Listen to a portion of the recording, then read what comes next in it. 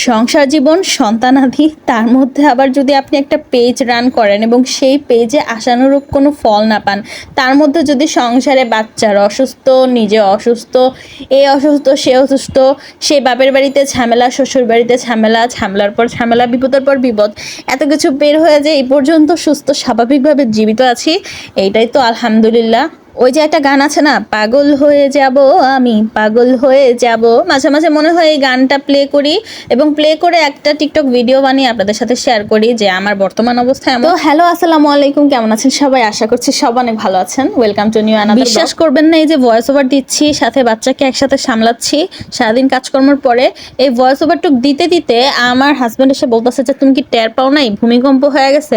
আমি বললাম আরে লাইফে যেই পরিমাণ ভূমিকম্প চলতেছে আমি আর ভূমিকম্প কোথা থেকে টের পাবো? তো এই হয়েছে অবস্থা বর্তমানে, মানে দুনিয়ার কোনো ভূমিকম্প কোনো কিছু আমাকে এফেক্ট করে না, আমার ঘরের ভিতরে এত কিছু চলে। একটা জিনিস খুব ভালো লাগে, পেজটা খোলার পরে আমার কিছু প্রিয় মানুষ, প্রিয় আপু ভাইয়া আমার সাথে যুক্ত হয়েছেন, যাদের সাথে রোজ কন্টাক্টে থাকি পেজের মাধ্যমে, লাইক কমেন্টের মাধ্যমে। কি সুন্দর একটা সম্পর্ক, তাই না? মেসেঞ্জারে কোনো কথাবার্তা নাই, জাস্ট কমেন্ট, শেয়ার, লাইক, এগুলোর মাধ্যমে, মানে আপনাদের পোস্টের মাধ্যমে একে অপরের সাথে কত সুন্দর বন্ধুত্ব। আসলে পেজ রান না করলে এই জিনিসটা কখনোই বুঝতাম না। আর একটা জিনিস কি, আমরা যেহেতু কন্টেন্ট ক্রিয়েটর, তো বলে না বোনেরা বনে সুন্দর, শিশুরা মাতৃকোলে, কেউ কারো দাম দেয় না। আপনি যদি যে ফিল্ডের অন্য কোনো ফিল্ডে যান, আপনার কিন্তু দাম পাবেন না, আপনি আপনার ফিল্ডেই দাম পাবেন। তো এই কন্টেন্ট ক্রিয়েশনে এসে আমি যতগুলো মানুষের সাথে পরিচিত হয়েছি, সবাই আসলে কম বেশি বলেছে আপু তোমার ভিডিওগুলো ভালো হয়, কিন্তু ওই তুলনায় ভিউ হয় না। কিন্তু যারা আসলে আমার ব্যক্তিগত এই কন্টেন্ট ক্রিয়েশন সম্পর্কে কোনো ধারণা রাখে না, তাদের সাথে কিন্তু কথা বলতে যান, দেখবেন তাদের কাছে আমাদের ভিডিও আর এগুলো সব অহেতুক মনে হবে, কোনো কাজের কাজ মনে হবে না। সো আসলে আমি এই আপনাদের সাথে থাকতে চাই যারা হচ্ছে আমারই মতো কন্টেন্ট ক্রিয়েটর। সো অনেক ভালো লাগে আপনারা আমার সাথে যুক্ত আছেন, আমি আপনাদের সাথে যুক্ত হয়েছি। ইনশাল্লাহ সামনে আরও অনেক নতুন নতুন আপু ভাইয়াদের পাবো, রোজ নিয়মিত পাচ্ছি। তবে ওই যে পেজে একটু কম অ্যাক্টিভ হলেই বন্ধু কমে যায় বা নতুন বন্ধু হয় না, পুরাতন বন্ধুরা ভুলে যায়। তো এই কাজটা এই জন্য হচ্ছে, ওই যে বললাম, সংসার সবকিছু নিয়ে অনেক অনেক প্যারায় থাকতে হয়। স্পেশালি রমজান মাসটা এবং ঈদের পরের সময়, মানে ঈদের 3 থেকে শুরু করে পরের সময়গুলো এত ব্যস্ততায় কাটে।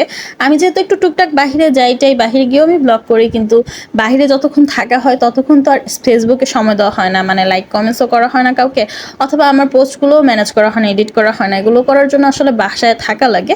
সো দুইটাকেই মেনটেন করতে আমার একটু কষ্ট হয়ে যায়। ইনশাল্লাহ এখন থেকে চেষ্টা করব রেগুলার অ্যাক্টিভ থাকার সব জায়গায়। আমি ইউটিউবেও কাজ করি, সো ইউটিউবেও আমি অ্যাক্টিভ থাকবো ইনশাল্লাহ।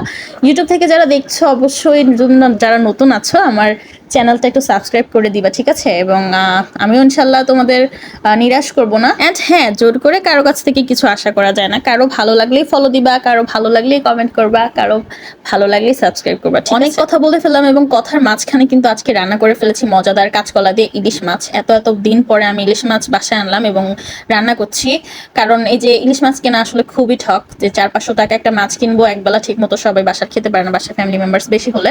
সো তারপর হচ্ছে মায়ের মতো করে রান্না করার চেষ্টা করলাম, খেতে মজা হয়েছিল। আর কলমি শাক আমার well that's it for today. দেখা হবে নতুন কোনো ভিডিওর সাথে, আমার পেজের পাশে থাকবা। আসসালামু আলাইকুম।